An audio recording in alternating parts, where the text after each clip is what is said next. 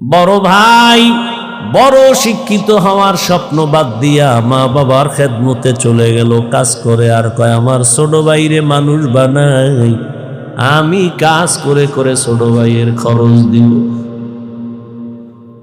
ছোট ভাইরে কষ্ট করে করে মানুষ বানাইছে, কিন্তু বহু ছোট ভাই বড় ভাই মানুষ হইতে পারে না, শিক্ষিত না হয় ছোট ভাইরে বানাইছে। ছোট ভাই এখন চাকরি করে, বড় ভাইয়ের খবর নেয় না।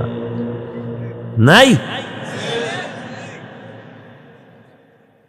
ঈদের সময় এখন বিয়ে করি না, কত আনন্দ, চাকরি করে টাকার অভাব নাই। একই জায়গার এক পার্শ্বে বড় ভাইয়ের ছোট একটা ভাঙা ঘর, বড় ভাইয়ের ভাঙা ঘর আর ছোট ভাইয়ের ঘরটা ছাদ দেওয়া বিল্ডিং। ঈদের বাজার লইয়া যখন গোপনে ঘরে আইয়া স্ত্রীরে কয় জামা কাপড় গুলো সন্তানেরে দাও, তুমি নাও। বড় ভাই তো জানালা দিয়া তাকায় দেখছে ছোট ভাই আসছে, কিন্তু বড় ভাইরে জিগায় না। বাচ্চা রেখে আর কন্ট্রোলে রাখা যায়? ও দৌড় দিছে, কাকা আছে।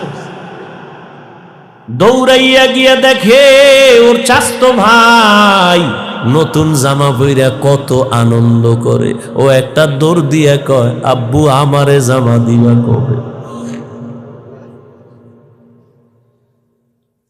বাবা এই কথা শুইনা চোখের পানি ছেড়ে কান্না করে, আর বুকে জড়ায় কয়, বাবা কাঁদিস না, আল্লাহ যেদিন তৌফিক দিবে সেদিন তোরে জামা কাপড় দিবে। এমন নিমক হারাম বড় বাইরে জিগায় না, কোনো খোঁজ খবর নেয় না, কিন্তু বড় ভাই বাবার সমতুল্য, এত দূরে দূরে রাখে বড় ভাইরে ছোট ভাই। হঠাৎ করে রাতে 3টায় টেলিফোন আসছে, কে তুমি? বলে ভাইয়া আমি তোমার ছোট ভাই। এই রাত্রে কেন ফোন? আমারে চৌরাস্তায় একদল গুন্ডারা আমারে ধরছে। বড় ভাই কাঁচা ঘুমের মধ্যে একটা লাফ দিয়ে দৌড় দিছে, আয় দাঁড়া আমি আসতেছি। বড় ভাই কষ্টের কথা মনে রাখে না, একটা দৌড় দিয়া সামনে গিয়া এভাবে হাত বের করে বুকটা দিয়া কয়, যত মার মারতে চাও আমারে মার, আমার ছোট ভাইয়ের গায়ে হাত দিবি না, কারণ ওর প্রস্রাব আমি গায়ে লাগাইছি, ওর প্রস্রাব আমি গায়ে লাগাই ওরে বড় বানাইছি, না খাইয়া ওরে খাওয়াইছি, আমারে মার, ওরে মারবি না। তাহলে ভাই ভাইয়ের জন্য কতটা আপন আল্লাহ বুঝায় দেয়। কিয়ামতের দিন এত কলিজার আপন ভাইটাও কোনো পরিচয় দিবে না, পালাতে থাকবে। তাহলে মা বাবা তো আরো দূরে। ও আল্লাহর বান্দারা, ইউসুফ আলাইহিস সালাম ভাইদের ষড়যন্ত্রে পড়িয়া বাবার থেকে আলাদা হয়ে গেল। সবাই বাবারে খেলার নাম বইলা ইউসুফ নবীরে নিয়ে গেল। বাবায় ছাড়তে চায় না, কিন্তু কলে কৌশলে আটকাইয়া যখন নিয়ে যায়, ইয়াকুব নবী চোখের পানি ছেড়ে কান্না করে। বাবার চোখের আড়াল থেকে যখন দূরে সরে গেল, 10টা ভাই ইউসুফের বাবার চোখের সামনে কোলে নিছে। যখনই বাবার চোখ আড়াল হয়ে গেছে, তখন মাটিতে ফালায় কয়, এবার হাইটা যা, কোলে নেওয়া হবে না। নিতে নিতে জঙ্গলের ভেতরে এক ভাই মারে, আর এক ভাইরে কয়, এবার তুই মা। ওই ভাইদের মধ্যে যিনি বড় তার নাম ইহুদা। বড় ভাই কয়, ওরে মারিস না, ও ছোট মানুষ, ওরে মারিস না। ইউসুফ বড় ভাইয়ের দিয়ে তাকায় আর কাঁদে। ওরা মারে আর কয়, তোরে এখন মারতেছি, তোর কোন বাবায় ফিরাবে? যখন বড় ভাই বাধা হয়ে দাঁড়ায় গেল, অন্য ভাইরা কয়, তোমারও মারব। ভাই চুপ হয়ে গেছে। কূপের কিনারায় নিয়ে জামা খুলিয়া যখন ইউসুফের রশি দিয়া বাঁধে ভিতরে ফালাবে কূপের মধ্যে, ইউসুফ নবীরে যখন ফালায় অন্ধকার ময়লা পানির ভেতরে, আমার আল্লাহ বরদাস্ত করতে না পেরে বলে, জিবরাইল যাও, আমার ইউসুফের বস্ত্র যেন না খুলে জান্নাতি একটা জামা নিয়ে পরায়া দাও, আর নিচে পাথর দেও, ময়লা পানি যেন ইউসুফের গায়ে স্পর্শ না করে, ইউসুফ পাথরের উপরে দাঁড়ায়া যাবে। ওরা রশি দিয়া বেঁধে যখন ভেতরে ছাড়ছে, কিছু দূর যাওয়ার পরে উপর দিয়া রশি কেটে দিয়েছে। হাম কইরা পইরা পাথরের উপরে ইউসুফ দাঁড়ানো, জান্নাতি জামা পরা, আর আলো তো লাগবে না। ইউসুফ নবীর চেহারায় পুরো অন্ধকার, কূপ আলো হয়ে গেছে। শুনিদা কায় বুয়াদ মানন্দে দিদা তোরা দিদা ও ইউসুফ শুনিদা। সবাই চলে গেল। কৃত্রিম রক্ত লাগায় বাবানে ধোকা দিছে, আপনারা জানেন। বাবায় তো বুঝে ফেলছে, আল্লাহ স্বপ্ন যোগে আগেই জানায় দিছে এই ষড়যন্ত্র চলে। বাবায় বলে না 10 ভাইয়ের কারণে ষড়যন্ত্র। সবাই আনন্দে আছে, ইউসুফের তো বাগে খেয়ে ফেলছে, কিন্তু ফাঁকে ফাঁকে ফাঁকে ফাঁকে 9 ভাই আর খবর নেয় না। বড় ভাই ফাঁকে ফাঁকে যায়, খবর নেয়। হালকা পাতলা নাস্তা নিয়ে ইউসুফের রশি দিয়া ভেতরে দেয়। হঠাৎ একদিন আইসে দেখি কূপের মধ্যে ইউসুফ নাই।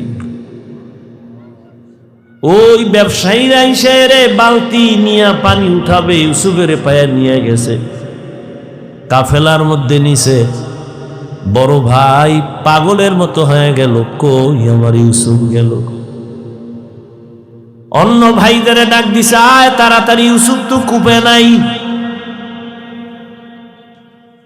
মায়া বুঝানোর জন্য ওদের বলছে, কিন্তু ওরা যে ষড়যন্ত্র করবে তাও তো জানছে। বড় ভাইয়ের অন্তরে মায়া, এক পর্যায়ে তো তারে ইউসুফের নিয়ে গেল মিশরে। বিশাল ইতিহাস। আল্লাহ তাআলা একটা সূরাই নাজিল করছেন, সূরা ইউসুফ। মিশরে যখন আল্লাহ পাক ইউসুফ নবীর অর্থমন্ত্রীর দায়িত্ব দিলেন, দুর্ভিক্ষ লেগে গেছে সারা দুনিয়ায়, মিশরের আশেপাশে। ইয়াকুব নবীর এলাকায় দুর্ভিক্ষ, খানা নাই, উপবাস। ইয়াকুব নবী কয়, যাও মিশরে, ফ্রি খানা দেয়, যাও তোমরা 9 ভাই, তোমরা 10 জন চলে যাও, যাইয়া তোমরা ওই মিশর থেকে কিছু খানা নিয়ে আসো, আর কিছু টাকা ছিল পুরান টাকা, এটাও নিয়ে যাও। খানা আনতে যায় মিশরে। আল্লাহর কি কুদরত! ইউসুফ নবী সিংহাসনে আছেন, দায়িত্বশীলরা খানা দেয় লাইনে দাঁড় করায়া। শাহী গেট দিয়া যখন আওলাদে ইয়াকুব যখন 10 ভাই ঢুকছে, ওরা ঢুইকাই খানার লাইনে দাঁড়াইছে, কিন্তু কেউ জানে না কারা। ইউসুফ দেখেই চিনে ফেলছে, আমার সেই 10 ভাই। ইউসুফ নবী গোপন রাখছে, পরিচয় দেয় না। এদের ডাইকা পরিচয়হীন ভাবে নিজেকে পরিচয় গোপন রাইখা এরপরে পরিচয় নিল, আপনারা কোথা থেকে আসছেন, কেনান থেকে আসছেন, আপনাদের আব্বার নাম কি? বলে আব্বার নাম ইয়াকুব। বলে আপনাদের আব্বা কেমন আছে? বলে ভালো। অনেক ভালো। হা, তবে একটা ভাই আমাকে হারায় গেছে। তাই নাকি? বলে হ্যাঁ।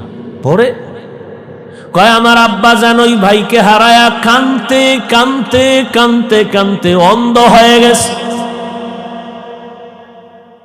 ইউসুফ নবী পারে না, চিল্লায় কান্না করে, কিন্তু কন্ট্রোলে নিয়ে কয়, আপনারা কয় ভাই? কয় আমরা 10 ভাই। কার ভাই নেই? কয় এক ভাই তো হারায় গেছে। আর নাই? হ্যাঁ আর একজন আছে বিনিয়ামিন। কই? সে আব্বার কাছে।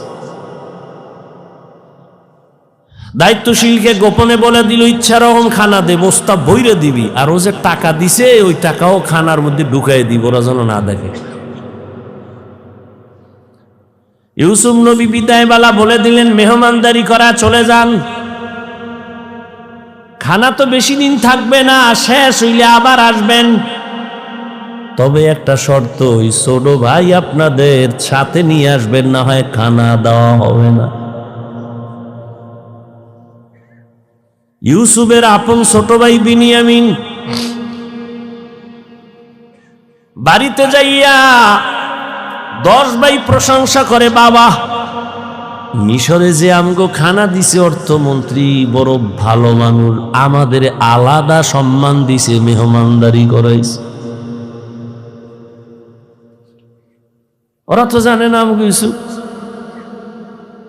খানার বস্তা খুইলে দেখে টাকা যা দিছিলাম তাও ফেরত, আরো খুশি। এইবার আব্বা যান আমাদের একটা শর্ত দিছে, আবার খানা আনতে যাইতে বলছে, তবে ছোট ভাইরে না নিলে দিবে না। বাবায় বলে একটারে নিয়ে 250, এদেরও সারু। ইতিহাস বড় করুন। খানা যখন শেষ হয়ে গেল, এবার বিদায় বেলা বাবার সাথে ওয়াদা দিছে এই ভাইরে আর হারাবো না দাও। এইবার বিনিয়ামিনের নিয়া 11 ভাই মিশরে রওনা। মিশরে যাইয়া আবার ইউসুফ নবীর সাথে মোলাকাত। ইউসুফ নবী বিনিয়ামিনের পাইয়া পারে না, কলিজাটা ফেটে একটা চিৎকার দেয়, কন্ট্রোলে নিয়া বলে আজ আপনারা আমার রাজপ্রাসাদের মেহমান হবে। সবার জন্য একটা একটা রুম বানাইলো, এক এক রুমে দুইজন করে করে ঘুমাবে। রাতের বেলা শিডিউল করে আপনারা 2 ভাই এক রুমে, আবার 2 ভাই এক রুমে, ঘুরতে ঘুরতে 5 ভাই 10 ভাই 5 রুমে ঢুকে গেল। এখন বাকি রয়েছে 1 ভাই বিনিয়ামিন বাকি। আপনারা যদি কিছু মনে না নেন, এক রুমে কি এই ভাই থাকতে পারে আপনাদের? না, কথা আপনারা অনুমতি দিলে এরে আমার সাথে আজকে রাখি, আমার সাথে ঘুমাবে। এরা তো খুশি, যদি মন্ত্রীর সাথে ঘুমায় তা আমাকে খাওয়ান বেশি পাবো, মোহাব্বত বাড়বে। ওরা বলল ঠিক আছে আলহামদুলিল্লাহ। এবার 10 ভাইরে 5 রুমে দিয়া 40 বছরের বিরহের বেদনা অন্তরে জমা। দীর্ঘ 40 বছর পর্যন্ত ভাই বেনিয়ামিন রে দেখে না, বাবা ইয়াকুবরে দেখে না। ইউসুফ আজকে কি ঘুমাবে? বাইরে রুমের মধ্যে নিয়ে কয়, রে বেনিয়ামিন বল আমার বাবা কেমন আছে? বেনিয়ামিন কান্না করে, ইউসুফের জন্য দুঃখে দুঃখে বাবা কান্না করে অন্ধ হয়ে গেছে। এক পর্যায়ে ইউসুফ নবী কৌশল অবলম্বন করে বিনিয়ামিনের সাথে গোপনে সব খোঁজ খবর নিয়া বিনিয়ামিন রে ছাড়বে না, কৌশল কইরা বিনিয়ামিন রে রাখার জন্য ইউসুফ নবী রেডি হলেন। ভাইরা আমার, 10 ভাইরে আবার খানা দিয়া বিদায় করেছে। ইউসুফ নবী বিনিয়ামিনকে রেখে দিলেন। নিয়ম অনুযায়ী একটা কৌশল করেছেন, ওটি বলার সময় নেই। শেষ পর্যায়ে পরিচয় ইউসুফ দিয়া কয়, আমারে চিনবা না, আমি তোমাদের সেই হারানো ভাই ইউসুফ। কান্নাকাটির এক অবস্থা। বলে আজ আমি তোমাদের উপরে কোনো প্রতিশোধ নিব না, যাও আমার বাবারে সালাম জানাও, আর আমার একটা জামা আছে জামাটা নিয়ে যাও। আমার আব্বা জান অন্ধ, ওই জামাটা আমারে আল্লাহ জান্নাত থেকে পাঠাইছেন, কূপের মধ্যে যে জামা পরছিল ওই জামাটা নিয়ে যাও, আর আমার আব্বাজানের চোখের মধ্যে লাগাইলে আব্বাজানের অন্ধ চোখ ভালো হয়ে যাবে। আর আব্বা জানরে সহ আম্মারে নিয়া তোমরা এইবার সব আমার আমন্ত্রণে মেহমান হয়ে এখানে চলে আসবা। আল্লাহ তাআলা 40 বছর পেরিয়ে যাওয়ার পর মা বাবা ভাইদেরকে মিশরে পৌঁছায় দিলেন। এরে আল্লাহর গোলাম, এই ভাই ভাইয়ের জন্য যে কত মায়া কত মোহাব্বত, কিন্তু এমন দুনিয়াতে আসলাম যে ভাই ভাইকে জবাই করে এই দুনিয়াতে আমরা আসছি, জানি না মইরা গেলে আমগো ভবিষ্যৎ আর কত খারাপ হয়। কিয়ামতের ময়দানে ভাই ভাইয়ের থেকে আলাদা হবে, মা আলাদা হবে, বাবা আলাদা হবে, বন্ধু বন্ধুর থেকে আলাদা হবে। আল্লাহ বলেন ওই দিনের ভয় অন্তরে জমা কর, অন্তরে ওই ভয় জমা করিয়া যদি গুনাহ থেকে নিজেরে বাঁচাও, আমি ওয়াদা করলাম তুমি বিনা হিসাবে জান্নাতি। हर के दारत खौफे हकदार दिल मदम जन्नतुल मअवा देहद ও রামাকাম। এই ভয়ের নাম খৌফ, এই ভয়ের নাম খশিয়া, এই ভয়ের নাম তাকওয়া। এই ভয়টা জন্মলগ্ন থেকে পাওয়া যায় না, এটা অর্জন করা লাগে। এই ভয় বা তাকওয়া কোথায় তুমি পাইবা? বলে লিকুল্লি শাইইন মা'দিনুন আ মা'দিনুত তাকওয়া কুলুবুল আরিফিন। ভালো ভালো জিনিস রাখার গোডাউন আছে, তাকওয়ার গোডাউন হলো আল্লাহর প্রিয় বান্দাদের কলব। আল্লাহর আরিফিন যারা, তাদের কলব হলো তাকওয়ার গোডাউন। তারা নেক নজর দিবে আর তোমার কলবে তাকওয়ার পাওয়ার ডুববে। এটাকে বলে তাওয়াজ্জুহ। কারণ আল্লাহর প্রিয় বান্দা যারা, আল্লাহর বন্ধু যারা, এদের চোখে পাওয়ার আছে, এদের কলবে পাওয়ার আছে। এই পাওয়ার আল্লাহ দান করেন, তাকওয়ার কারণে দান করেন। কোরআনে এই পাওয়ারের নাম ফুরকান, হাদিসে এই পাওয়ারের নাম হলো ফেরাসাত। ইয়া আইয়ুহাল্লাযীনা আমানু ইন তাত্তাকুল্লাহ ইয়াজআল লাকুম ফুরকানা। মুমিন তাকওয়ার উপরে মুজাহাদা করো, আল্লাহ দয়া করে তোমাকে ফুরকান নামের পাওয়ার দান করবেন। মা মা'নাল ফুরকান হুয়া নূরুম মিন ইলাহি। আল্লাহর দেওয়া একটা নূরের আলো। ওই আলোটা যখন পাবে, ওই আলো দিয়া মা ফুররিকা বিহি বাইনাল হাক্কি ওয়াল বাতিল। আল্লাহর দেওয়া নূরের আলো দিয়া হক বাতিল আলাদা করে বান্দা হকের দিকে অগ্রগামী হয়ে যাবে। قال رسول الله صلى الله عليه وآله وسلم اتقوا فراسة المؤمن فإنه ينظر بنور الله। আল্লাহর ওলি যারা, আল্লাহর প্রিয় গোলাম যারা, তাদেরকে আল্লাহ ফেরাসাতের পাওয়ার দান করেন। তোমরা সাবধান হে উম্মত, তুমি জীবনে যা দেখবা না, আল্লাহর প্রিয় বান্দা তারা এই ফেরাসাতের পাওয়ার দিয়া অনেক কিছু দেখবেন, আল্লাহর নূরের আলো দিয়া। অতএব তাদের নেক নজর লাগাও তো অন্তরে ভয় চলে আসবে, তাকওয়া চলে আসবে। আর ভয় আসলেই গুনাহ থেকে বাঁচা সহজ হবে। একটা সন্তান মা বাবাকে ভয় করে, তার প্রমাণ মা বাবার সামনে সন্তান অন্যায় করে না। কেন? শাস্তির ভয়। একটা ছাত্র শিক্ষকের ভয় করে, প্রমাণ বলে শিক্ষকের সামনে অন্যায় করে না। কেন? শাস্তির ভয়। ঠিক এই দুনিয়ায় যেই বান্দা আমার আল্লাহকে ভয় করবে, ওই বান্দা গলায় ছুরি লাগাবে, কোনোদিন দাড়ির মধ্যে ছুরি লাগাবে না।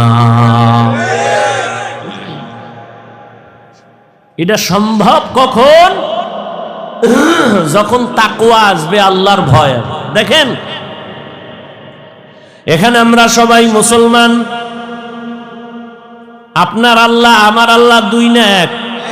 কোরআন, কাবা, ধর্ম, কালেমা, নবী, হাদিস, দুনিয়াতে আসছে সিস্টেম, কাফন তিনটা, তাও কালার সব এক, কবরের সাইজ, কবরের প্রশ্ন তিনটা, সব এক। আপনার আল্লাহ আমার আল্লাহ এক, নবী এক, কোরআন এক, কাবা এক, ধর্ম এক, কালেমা এক, কাফন এক, কালার এক, কবরের সাইজও এক, কবরের প্রশ্ন তাও এক। আপনি আল্লাহ চিনেন, নবী চিনেন, কোরআন চিনেন, হাদিস চিনেন, ইসলাম চিনেন, তা আপনাকে বয়ান করব কেন? বয়ান তো হিন্দুদের করব, খ্রিস্টানের করব, ইহুদিরে করব।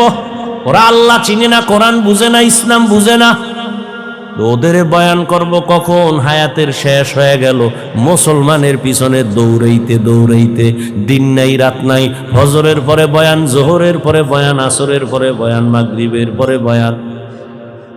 কুত্তাও এরম দৌড়ায় না যেই পরিমাণ আমরা দৌড়াই। শুধু আমি, হাজার হাজার আলেমরা দৌড়ায় আপনাদের পেছনে, তাবলীগলাদের মেহনত, পীর মাশায়েখের মেহনত, জুমাত, এরপরেও আমল নামা শূন্য।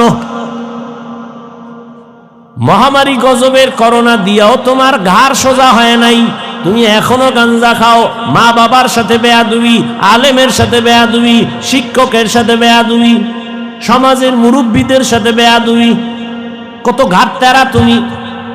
করোনায় তোমার সামনে কত লাশ হয়ে গেল যুবক, ছাত্র জনতার আন্দোলনে লাশ যুবক, পানির নিচে যুবক লাশ, গাড়ির তলে চাকার নিচে যুবকের লাশ, এরপরও তোমার লাজ হলো না, লজ্জা হলো না। কারণ কি রে বাবা? কপাল যদি পুইরা যায়, আমি হাফিজুর রহমান কেন, মক্কা মদিনার ইমাম কেন, রসুলেও যদি বয়ান করে কপাল খুলে না। যেই রসুলের এক নজর দেখলে ক্ষুধা থাকে না, কেমন মায়ার নবী, সেই নবীকে টানা 13 বছর দেখলো, কত বড় বেঈমান যে 13 বছর বয়ান শুনলো, দেখলো কালেমা পড়ে না। আর অন্যদিকে একটা 27 বছরের যুবক তরবারি নিয়ে দৌড়ায় নবীকে জবাই করবে, নবীর সামনে আইসা চেহারা দেখাই তরবারি ফালায় বলে, নবী আমারে কালেমা পড়ায় দেন। কয় বছরের যুবক? 13 বছর বেঈমান, নবীরে দেখাও কালেমা পড়ে না, আর নবীকে জবাই করতে আইসা কালেমাওয়ালা হয়, এর নাম কপাল। অতএব যতদিন পর্যন্ত আল্লাহর আযাবের ভয় অন্তরে আসবে না, ততদিন গুনাহ ছাড়তে পারবা না, এবং আল্লাহর ভয় ততদিন অন্তরে আসবে না যতদিন পর্যন্ত ওলিয়া উলিয়ার নেক নজর নিবা না। ওলিয়া উলিয়ার নেক নজর না নিলে তাকওয়া আসবে না। কিন্তু যেই চোরারা ওলিয়া উলিয়া মানে না, এগু উপায় কি?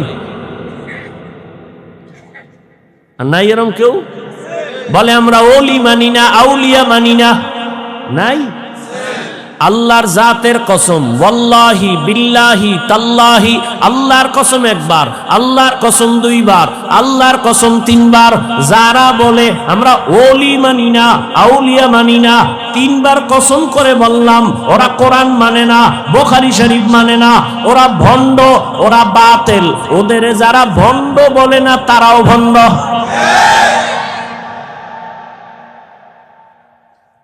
আল্লাহ হেদায়েত দান করুন। وَأَمَّا مَنْ خَافَ مَقَامَ رَبِّهِ وَنَهَى النَّفْسَ عَنِ الْهَوَى فَإِنَّ الْجَنَّةَ هِيَ الْمَأْوَى। আল্লাহর আদালতে দাঁড়াইয়া হিসাব দেওয়ার ভয় অন্তরে জমা করো। এই ভয়টা যখন এসে যাবে, তখন স্কুল পড়ুয়া ছেলেও নামাজে দাঁড়ায় যাবে, জেনারেল লাইনের ডাক্তারও দাড়ি রেখে দিবে। এরকম নাই?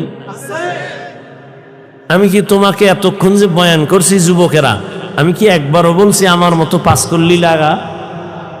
আমি বলছি আমি কওমি মাদ্রাসার সন্তান, স্কুলে তালা লাগায় মাদ্রাসায় ঢোক। আমি তাবলীগের লাইনের সন্তান, আমি পীরের মুরিদ। একবারও বলি নাই তাবলীগ না করলে জাহান্নামী, পীরের কাছে না গেলে জাহান্নামী, একবারও বলি নাই।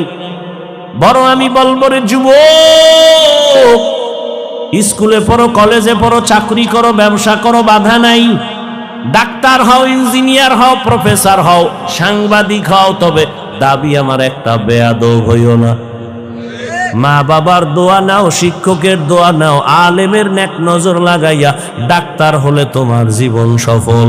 তোমার মতো যুবক জেনারেল লাইনে পড়িয়া 5 বেলার নামাজ পড়ে এমন কি যুবক নাই? তোর কপালে কার বরদোয়া লাগছে রে কপাল পোড়া? তুই কেন পারো না রে বাবা? তোমার মতো তো যুবক র‍্যাব, আর্মি, পুলিশ, বিডিআরের চাকরি করে 5 ওয়াক্ত নামাজ পড়ে নাই। তোমার কপালে কার অভিশাপ লাগছে বলো? তোমার মতো যুবক ওসি, ডিসি, এসপি, এমপি, মন্ত্রী, মেম্বার, চেয়ারম্যান, ব্যবসায়ী, চাকরিজীবী 5 বেলার নামাজ পড়ে, তুমি কেন পারো না? আল্লাহ বিবেক দিছে, জবাব দাও। পশুরে বিবেক দেয় না, তোমারে দিছে।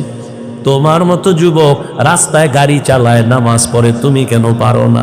তোমার মতো যুবক জমিনে কৃষি কাজ করে, নামাজ পড়ে, তুমি কেন পারো না? তোমার মতো যুবক নদীর মধ্যে মাছ ধরে, নামাজ পড়ে, তুমি কেন পারো না? কপাল বুঝি খারাপ? কি বুঝাইতে চাও বাবা? কি আমরা ভুলে আছি? তাও প্রমাণ দিয়ে বলো যে হ্যাঁ হাফিজ ভাই, তোমরা লাইন ছাড়া আমরা ঠিক আছি। যদি কোরআন থেকে একটা দলিল দেখাইতে পারো, আমি এখন দাড়ি কেটে ফেলবো। যদি বলো কোরআনের যা আছে সব ভুল, একটা ভুল বের করে দাও, তোমার লাইনে চলে যাব, প্যান্ট শার্ট টাই লাগায় নাচ গান শুরু করে দেব। আর যদি বলো না হাফিজ ভাই, আপনারাই সঠিক পথে আছেন, শয়তানের ধোকায় পড়ে আমরা ভুলে আছি, তাহলে তোমারে গালি না, কিছুই না, বরং বিনয়ের সাথে বলবো, দুটো পা তুমি আগায় দেও, আমি পায়ে হাত রেখে বলবো, আর দাড়ি কাটি আমার নবীরে কষ্ট দিও না। জীবনে তো কম আকাম করো নাই। মানুষ একটা শখ থাকে, নাচ গানে কি মজা, পার্কে কি মজা, মজা তো নিছো, এবার তওবা করো। ঠিক আছে তো, নামাজ পড়বা না, ঠিক আছে, বহুদিন খুয়াইছো, নামাজ পড়ো না, এখন ফিরো। তোমার কি এখনো শখ মেটে নাই? আরো নামাজ ছাড়বা? আর কোন ধান্দায়, কি পাওয়ার আশায়, কার পিছে ঘুরে নামাজ ছাড়ছো? কিছু টাকার আশায়? কার পিছে ঘুরো? ও তো চান্দাবাজ আর ধান্দাবাজ। যার পিছে ঘুরো ও তো স্বার্থে আঘাত লাগলে দল থেকে নাম কাটবে না, লিখে রাখ, কল্লা কেটে ফেলবে, লিখে রাখ। ও তো চান্দাবাজ, ও তো ধান্দাবাজ। ওর পিছনে ঘুরে নামাজ ছাড়ছ, ওর পেছনে ঘুরে দাড়ি কেটেছ।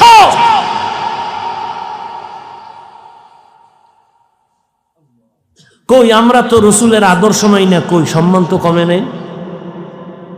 এখনো সব হাহুতাস, একদল কান্দে কি হবে আর একদল কান্দে কি হইল। আমগো তো কান্নাকাটি নেই, আমরা আগেও যেমন এখনো তেমন, ভবিষ্যতেও তেমন। চেয়ারম্যানের চেয়ারের মেয়াদ শেষ, এমপির মেয়াদ শেষ, এসপি ডিসির মেয়াদ শেষ, কোরআনওয়ালার চেয়ারের কোনো তো মেয়াদই নাই। শেষ কি? টাকা দিয়া সম্মান কিনলে প্রথম ফুলের মালা, ফাইনালে জুতার মালা।